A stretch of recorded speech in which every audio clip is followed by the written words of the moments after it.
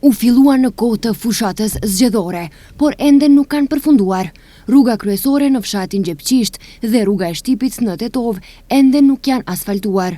Edhe pse punimet kanë filluar para 4 muajsh, kalimi në këto rrugë vazhdon të jetë jo i lehtë, sidomos për banorët që jetojnë në këto lagje e që këto rrugë duhet i kalojnë disa herë në ditë.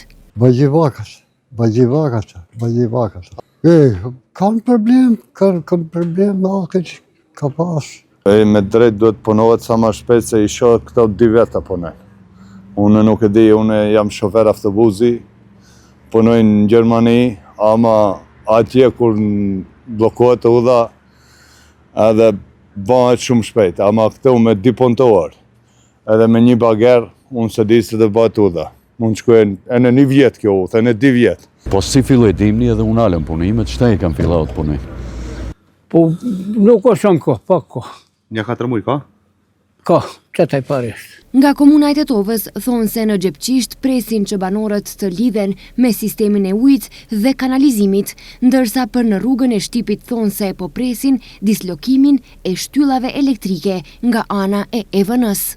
Tek rruga në fshatin Gjepqisht, janë duke përfunduar kyçet nga ana e banorëve për ujësillësin dhe kanalizimin.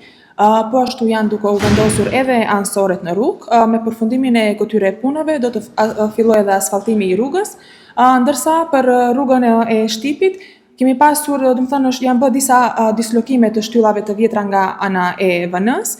VN-ja i bën kyçet e fundit, pra është në përfundim dhe në momentin që do të përfundojnë këtë punë do të fillojë edhe asfaltimi i rrugës po ashtu.